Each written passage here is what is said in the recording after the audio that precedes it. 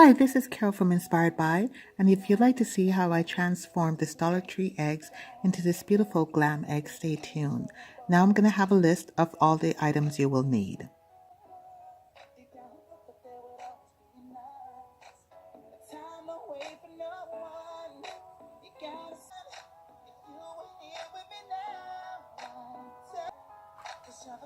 So now I'm going to put Mod Podge and a little bit of pink paint that I have combined together.